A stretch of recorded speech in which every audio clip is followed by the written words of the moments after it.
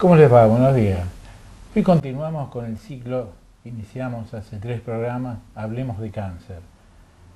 Es un tema del cual nos hemos abocado, nos hemos referido muchas veces, pero esta vez lo hacemos con desde otra óptica, tratando de hablar no solo para el paciente, sino para su entorno, para aquellos familiares, conocidos, y alguien que tiene cáncer y muchas veces no saben cómo comportarse. Para eso hoy estamos con un especialista, un referente en nuestro país en oncología, un amigo además, que eso tiene mucho que ver. Daniel, te agradezco esta posibilidad porque realmente nos interesaba, además de los comentarios de pacientes, de organizaciones, bueno, de alguien que su profesión lo lleva permanentemente al tema. Gracias por la invitación a vos. No, yo te había explicado, bueno, en forma personal, cuál era el interés de llevar información a nuestra audiencia, de llevarle ayuda a nuestra audiencia, y partir de que, ¿por qué nos cuesta tanto decir cáncer? ¿Por qué esa defensa a pronunciar la palabra? Y cuando se trata de algún ser querido, un familiar, un amigo, por ahí hablamos de que dio positivo a la biopsia del tumor, pero no decimos la palabra tiene cáncer. Sí, eso es cierto. Hay que darle tiempo a la gente para que lo entienda. La patología y la palabra están estigmatizadas. Nosotros lo comprendemos, pero tenemos que tomar un rol activo y empezar a hacerle entender a la comunidad que es una enfermedad importante, pero no más importante que otras patologías que también pueden ser mortales, y que el diagnóstico precoz, sobre todo en las patologías más frecuentes en Argentina y en el resto del mundo, tienen tasas altas de curabilidad con diagnósticos tempranos. Si uno pudiera plantear que antes que nada la prevención salva vidas desde el inicio, la palabra cáncer no estaría tan guardada. Si uno escucha incluso por la televisión, estamos en un programa de televisión, o en medios gráficos importantes, se habla de una penosa enfermedad, ¿no es cierto?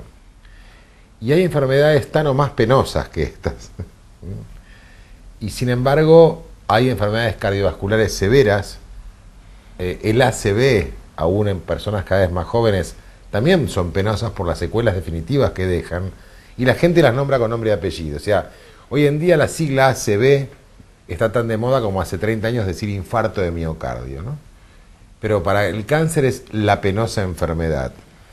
Y está en nosotros, está en ustedes fundamentalmente, abrir a la comunidad el hecho de sacar el miedo a la palabra. Vos dijiste algo que yo creo que lo pone en perfecta situación, y es la estigmatización que tiene el paciente al decir tengo cáncer. Se siente, no sé si segregado, pero se siente en un grupo que está marcado, incluso dentro de la cultura médica. Bueno, yo tengo más de 40 años de médico, cómo se modificó eso, pero esa modificación tiene que ver con los avances de la ciencia, pero no por ahí con nuestra adaptación cultural hacia la palabra, ¿no? hacia la enfermedad. Sí, lo que pasa es que está disociado lo que es la enfermedad propiamente y los avances farmacológicos en la enfermedad, me refiero a avances terapéuticos, y lo que significa nombrar a la palabra como tal y como una enfermedad más. Hace no mucho tiempo atrás un paciente me decía, no es una enfermedad más, es lo peor que me pasó en la vida. El paciente venía en silla de ruedas y tuvo un traumatismo severo de joven que lo dejó parapléjico. Él decía que de ese accidente se había recuperado. Tenía un tumor de próstata, un hombre de una edad mediana, y lo peor que le pasó a él en la vida es su cáncer de próstata, que seguramente va a tener una instancia terapéutica con criterio curativo, y no considero su accidente, que lo dejó parapléjico hace 30 años, lo peor que le pasó en la vida. Claro, no sé si me explico el ejemplo. Sí, es perfecto, el ejemplo es perfecto porque es lo que uno ve en la vida cotidiana, ¿no? ¿Y cuál es nuestra preocupación? ¿Por qué este ciclo? Bueno, porque por ahí uno se vio más cercano al cáncer y sintió lo que, bueno, pensaba que podían sentir los otros, pero cuando se experimenta, entonces, si uno piensa en calidad de vida, no solamente para uno que tiene que convivir, para el paciente, que no se pueda hablar de lo que tiene porque es una cosa, yo creo que es muy negativo, y sobre todo por algo que vos ya mencionaste, que ese temor hace que por ahí el arma más importante, que es la detección temprana, se vea demorada, se vea impedida por el temor a que un resultado le pueda dar positivo. Es cierto, hay una realidad. En algunos aspectos, los tratamientos oncológicos imponen alguna o implican alguna agresividad física. La alopecia, o sea, la pérdida del cabello temporaria siempre por la quimioterapia, la mastectomía, que hoy en día los cirujanos plásticos la reconvierten muy rápidamente y con éxito, la colostomía, algunas veces definitiva, hacen que esta patología conlleve a que el paciente diga: yo no quiero contaminar mi calidad de vida. Si uno puede explicarle que muchas de esas cosas pueden ser transitorias y que su calidad de vida va a mejorar cuando resuelva su patología oncológica, o por lo menos termine el tratamiento de tipo preventivo o adyuvante, y si uno se lo sabe explicar, insisto, y si el médico invierte tiempo en explicárselo, también hay veces que la culpa es nuestra si no invertimos el tiempo suficiente para decirle: usted tiene esta patología, tiene estas instancias terapéuticas, tiene esta chance de respuesta terapéutica, vale la pena intentarlo. Pues fíjate una cosa, esto pasa más con tumores sólidos que con la oncohematología. Sería bueno interpretar por qué decir tengo leucemia o tengo un linfoma, que es una patología, son dos patologías muy agresivas, que también dejan secuela física durante un tiempo, transitoriamente. La gente no le tiene tanto miedo. Es cierto que son dos patologías que hoy en día consiguen la curabilidad y tal vez más rápido que los tumores sólidos. Mucha gente vas a escuchar hablando, tuve autores de televisión, colegas periodistas, tuve leucemia, tuve un linfoma, me curé. Ahora recién la gente empieza a hablar, lo escucho en algunos medios: tuve un cáncer de mama, me quedé calva, me curé. Yo tuve la suerte de poder viajar por todo el mundo y creo que esa estigmatización pasa más acá que en el resto del mundo. En Estados Unidos yo no lo he visto en general, por el contrario, hay organizaciones de expacientes o de médicos que ayudan a que el paciente no tenga miedo a la palabra y que le enfrente, y en algunos lugares de Europa también. Acá estamos atrasados, o sea, tenemos todos los medios terapéuticos necesarios para curar o para paliar, pero aparentemente estamos un poco atrasados en lo que hace hablar del tema, hablar de la prevención. Jorge, en SIDA pasa lo mismo. Que tengo una pregunta respecto a eso, que estamos atrasados a hablar. A vos los pacientes te llegan diagnosticados, evidentemente. Siempre. Te llegan derivados. Siempre, somos una especialidad de derivación. Pero ¿te llegan sabiendo lo que tienen? ¿Qué pregunta? El 50%. El resto dice: me dijo el cirujano que usted me va a explicar, me dijo el ginecólogo, el traumatólogo, el clínico que usted me va a explicar. No es así, por suerte, con la generación más joven de patólogos mamarios o cirujanos, que no me quiero olvidar otras especialidades, pero digamos es un poco la consulta más habitual nuestra, donde por lo menos el paciente ya es informado por el cirujano, insisto, por el patólogo mamario: usted tiene un cáncer de mama, tiene una mastectomía hecha, tiene un tumor de colon, fue operado, va a necesitar un tratamiento preventivo para que la enfermedad no reaparezca. Bueno, esto pasa hoy, de a poquito se está viendo un poco más. Aparte también nos ayuda a nosotros, Jorge, porque yo te dije un 50%, el otro 50% es el oncólogo que le va a explicar. Claro, y ahí entre ese momento... No sé si soy claro con lo... No, es claro, estoy imaginando, además uno lo conoce, en ese interim se acude a comentarios, se acude en busca de información que a veces es desinformación, se acude a internet sin ningún filtro de lo que encuentra. Se acude a dos cosas: uno, a promesas mágicas de tratamiento, a medicina no convencional. en general muchos pacientes y muchos familiares, aún antes de hacer la consulta con los oncólogos o concurrentemente, ya hacen difusión o ya van a comprar lo que se promueve, y vos lo ves en todos medios, en la calle también se ve, en publicidades, oncología ortomolecular, son palabras que aparentemente son muy seductoras para la gente. Hacemos tratamientos donde no se le va a caer el pelo, venden cristales de colores, ¿no es cierto? Y, a ver, el paciente no tiene la culpa, el familiar no tiene la culpa, es la angustia. El que tiene la culpa es el que no tiene derecho a informar bien, el que no está informando bien, por algún motivo. Y respecto de Internet, ya estamos acostumbrados con un porcentaje alto de pacientes, tal vez el 50%, vienen con un montón de papers, de papeles, con todo esto. Bajé esto de Internet, esto dice del cáncer de mama. Nosotros lo que tenemos que explicarle que es literatura general, ¿no es cierto?, para público en general, y que puede estar sesgado, puede estar amputado, puede ser insuficiente, y que para eso el médico tiene que explicarle todo, y si es necesario le va a mostrar la literatura real. Ha pasado en algunos medios gráficos prestigiosos años atrás que la edición de una noticia respecto de cáncer de mama salió al revés, y se dijo un resultado no real, o sea, directamente se dijo que en el cáncer de mama el tratamiento y la prevención con tamoxifeno producían cáncer. Después ese medio gráfico tan importante se disculpó, pero mientras tanto el daño que hizo, esos medios masivos, el daño que hizo fue tan grande que nosotros pedimos que tengan mucho cuidado con lo que hacen, porque esto podía haber hasta generado juicios. Eso va en contra de todo lo que vos estás hablando, de lo que es la prevención, de lo que es hablar, de lo que es aclarar. A mí personalmente los medios gráficos, los medios escritos del país, lo digo con todo respeto, no me gusta cuando hablan de enfermedades, porque son ítems editados.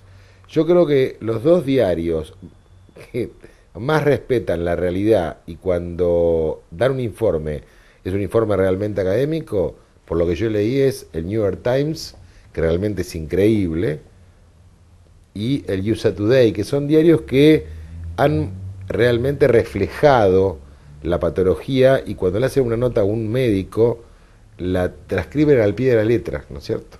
Entonces, bueno, no hay lugar a dudas, pero acá todavía tampoco está la cultura, acá está la cultura de la edición. Si tengo media página, voy a hablar de prevención de cáncer de mama en media página. Y lo que estoy haciendo es llenar un espacio. Esas revistas, generalidades. Y la verdad que eso es muy lamentable por la información que dan. El médico tiene que tener la obligación de agotar todas las instancias y contarle realmente, contarle todo lo que es, contarle cuál va a ser el tratamiento, cuál es el alcance, si tiene una enfermedad que no tiene solución, explicarle todas las instancias terapéuticas que tiene y por supuesto está el libre albedrío, que lo que el paciente decida es lo que se va a hacer. Nosotros no tenemos el deber de no imponer nada, pero tenemos el deber de informar todo, con calidez, con humanidad, con esperanza, pero tenemos que informar todo. Mencionaba que entre las fuentes así posible en esa búsqueda, en esa ansiedad, Internet es muy consultado. Vos decías que te pueden venir con una pila de papeles y una especie de cuestionario, un examen. Totalmente. Hoy, por ejemplo, a la mañana en el hospital, la primera consulta de hoy, pacientes de primera vez vinieron con 12 y 25 preguntas respectivamente, ¿no? Cuando yo era más joven tenía menos paciencia. Hoy elijo explicarle al pie de la letra todo. Muchas preguntas no tienen sentido, muchas preguntas tienen una connotación prejuiciosa. Ustedes hacen estos tratamientos porque les rinde y eso tal vez también tenga que ver con la falta de información, ¿no es cierto? Y no estoy hablando de gente que no tiene nivel intelectual alto. Me duele porque hay gente que tiene acceso al conocimiento y muchos son profesionales, sin embargo tienen la idea que el oncólogo especula.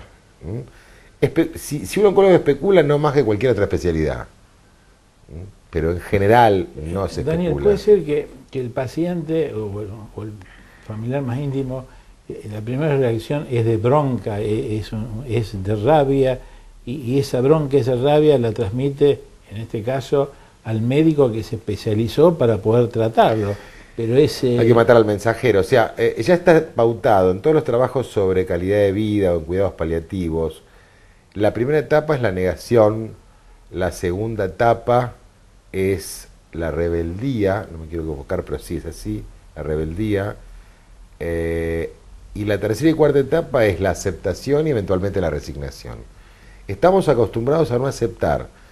Lo que pasa, como yo te decía hace un rato, ya los médicos le explican bastante al paciente. No todos, pero le explican bastante. Tampoco le tienen por qué explicar las toxicidades de las drogas porque no le corresponde, pero sí le explican que seguramente va a tener tratamientos largos. Hoy en día la oncología es interdisciplinaria, hoy en día los oncólogos no solamente están solos en los congresos, nunca deja de haber un urólogo, un patólogo mamario, un ginecólogo, un cirujano, dermatólogos, ¿no es cierto?, urólogos. Entonces se hace más fácil la comunicación, está creciendo. Yo soy optimista en ese sentido, pero todavía sigue siendo un trabajo de paciente por paciente. Hemos visto, hemos escuchado también que hay veces que el familiar no sabe cómo manejarse, o los amigos cercanos no saben cómo manejarse, entonces o no llaman, o cuando llaman se le pregunta cómo estás, con la reacción que provoca eso, ¿no? Por eso nos parece importante que esta información a través de los medios podamos diseminarla para decir, bueno, ante un paciente que tiene cáncer no hay que segregarlo, hay que acompañarlo, y ese apoyo consiste en no negar la enfermedad, sino, bueno, escucharlo y ponerse, no sé si a disposición, pero sí acompañando un tratamiento que puede ser muy, muy largo.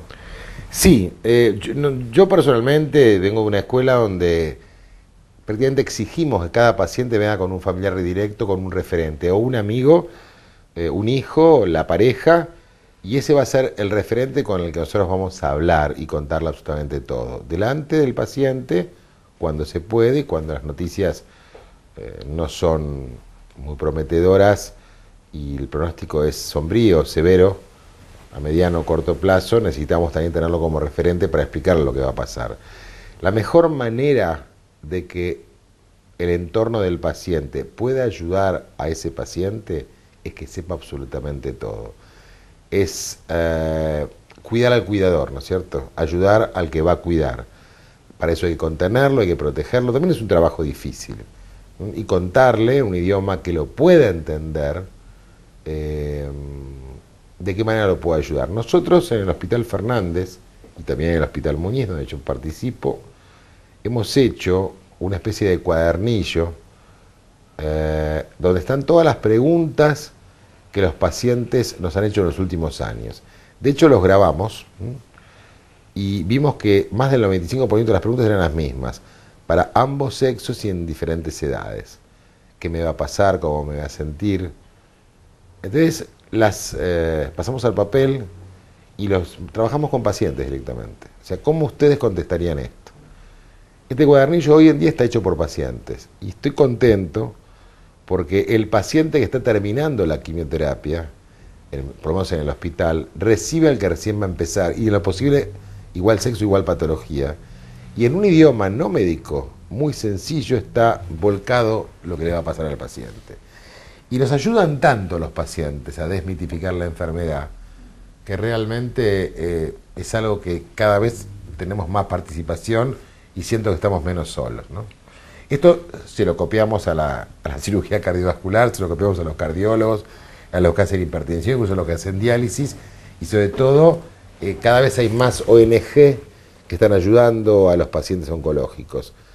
Fíjate una cosa, el SIDA es una enfermedad joven, tiene 32 años, y sin embargo la difusión, la prevención, tal vez en este país está un poco más atrasado, pero organizaciones no gubernamentales, donde participan muchos pacientes, han hecho en 31 años, que nosotros hicimos en más de 300, ¿no? Está bien, será porque es una enfermedad infecto-contagiosa, pero también estamos aprendiendo de las demás especialidades. Vos omitiste el nombre de eso que entregan, que es una guía. Se llama Comprendiendo la quimioterapia. Bueno, y digo, omitiste el nombre en el sentido de que realmente es una guía. Yo la conozco, la leí con mucho interés, me pareció muy didáctica. Me pareció que está la pregunta y está la respuesta que muchas veces uno no quiere no quiere conocer, pero está planteada de tal forma que uno cuando la conoce se tranquiliza, porque los miedos alientan fantasías, alientan temores que muchas veces son peores que la realidad, ¿no? Aparte, el paciente tiene que saber que nosotros siempre vamos a estar al lado, que estamos al teléfono, al celular, al mail, de cualquier cosa que les pase. Y es bueno que así sea, porque nosotros lo que queremos es que el paciente, en el buen sentido de la palabra, sea cómplice o socio del médico. Esto es un puente que tenemos que cruzarlo juntos, ¿no? Y la mejor manera de poder ayudarlos es entenderlo, conocer su situación social. Convengamos que en el hospital, en general, el paciente tiene una segunda problemática, aparte de la enfermedad por la que concurre, en cualquier especialidad, su situación social, su situación socioeconómica, la pérdida de su obra social, su prepago, muchas veces la falta de trabajo. Por eso nosotros tenemos que lidiar también con eso. Es muy duro cuando encima de todo, que el paciente que está cursando con un cáncer, incluso con el que se pudo operar exitosamente, no tiene para viajar al hospital, no tiene para comer. Entonces ahí hay una segunda problemática. Entonces también tiene que cambiar nuestro discurso. Pero básicamente, como conclusión, las patologías más frecuentes que nosotros vemos es, en este orden, mama, colon, pulmón y próstata, también melanoma. Están apareciendo cada vez más cánceres de cuello uterino, sobre todo en el noroeste del país. Y la idea es que nosotros aprendamos a transmitir la información y poder concientizarlos. Daniel, realmente si buscábamos una explicación para llevar la palabra de un experto, y cuando digo referente lo digo con orgullo porque hace mucho que te conozco y bueno, sé de tu valía y soy uno de tus, bueno, los que sigue tus instrucciones por razones familiares. Y esa parte de contención es valiosísima porque ustedes están lidiando con pacientes que todos tienen una patología, un grupo de patologías con distinto grado de riesgo, con distinto grado de porvenir. Bueno, y tienen que lidiar con todo eso, y vos agregabas la parte social, la parte, porque hacen un todo, es decir, yo no sé si definirlo como una enfermedad social, pero evidentemente un paciente con cáncer, todo el grupo familiar, depende del tipo de cáncer, está comprometido. Sí, por eso nosotros queremos que haya referentes familiares, que esos cuadernillos comprendiendo la quimioterapia lo lean todos, y que la primera barrera de contención sea la propia familia. Para eso nosotros invertimos un poco más de tiempo y también hablamos con la familia. Ellos tienen que saber que tienen toda la forma de comunicarse con nosotros. Solo le pedimos a cambio que nos alerte ante cualquier cosa que pase y que por favor respete las indicaciones del médico. En este Hablemos del Cáncer, nosotros nos interesaba básicamente este contexto respecto al paciente, su grupo, pero también nos interesaba que la gente cuando escucha la palabra cáncer no salga disparando, es decir, no voy a hacer un estudio porque si da positivo, al contrario, es decir, que sepa lo importante que es ese screening, ese catastro, ese examen periódico que puede permitir la detección de un signo, de un síntoma que todavía no está manifiesto y que mientras más temprano se descubra va a facilitar el tratamiento y va a posibilitar una curación que de otra forma sería totalmente imposible. Hace algunos años atrás te comento esto como anécdota última. Nosotros queríamos ver si estábamos fallando en la información al paciente. Y lo que hicimos en el servicio del Hospital Fernández, ir a otros servicios de patologías crónicas y agudas, a ver cómo el paciente se relacionaba con el médico, y si tenían miedos para hacerse estudios. No tenían miedo para hacerse estudios cardiovasculares, por el contrario, lo tomaban como, aún pacientes severos, graves, lo tomaban como prevención, pacientes infartados o con riesgo de infarto. Lo mismo pasado con la patología nutricional, con la diabetes, lo mismo pasado con la insuficiencia renal. El miedo a la biopsia de la mama, el miedo a la videocolonoscopía, el miedo a la biopsia de ese ganglio que es nuevo y que no estaba, el miedo a la resección de ese lunar, que es muy factible que sea una lesión benigna, hace que uno se encegueje y se paralice. Respecto a los nódulos mamarios, sabemos que de cada 10 que van a aparecer, 1, 2 van a ser malignos. Por eso, para prevenir hay que estar informado. Sí. Y en este caso, nosotros queríamos hablar de cáncer para que la gente se informe, pueda tomar las medidas, pueda prevenirse y pueda tener mejor calidad de vida. Yo te agradezco esta oportunidad porque alguna vez te dije que no, yo soy más bien reacio para hablar en televisión, pero las veces que he tenido que hablar he hablado de patologías definidas, de mama, de colon, de próstata, de HIV y cáncer. Y acá realmente puedo explayarme en lo que me interesa más. ¿Qué se puede hacer para que, si va a haber cada vez más cáncer, no importa si hay más, es motivo de otro programa, si aumentó la incidencia, o aumentó el diagnóstico precoz, o aumentó en algunos puntos la prevención, por lo menos que el paciente sepa que tiene una instancia, que cuando más temprano llega el diagnóstico, más posibilidad de curabilidad tiene. Creo que eso es todo lo que te puedo decir. Daniel, muchas gracias. Gracias a vos por la invitación, maestro. Esto fue todo por hoy. Vamos a seguir hablando de cáncer, pero ahora desde otra perspectiva, desde el punto de vista, no con una connotación de que es un sello. No, es una enfermedad que podemos hacer mucho y usted también puede hacer. Piense en cuáles serían los controles necesarios. Chao, hasta la semana que viene.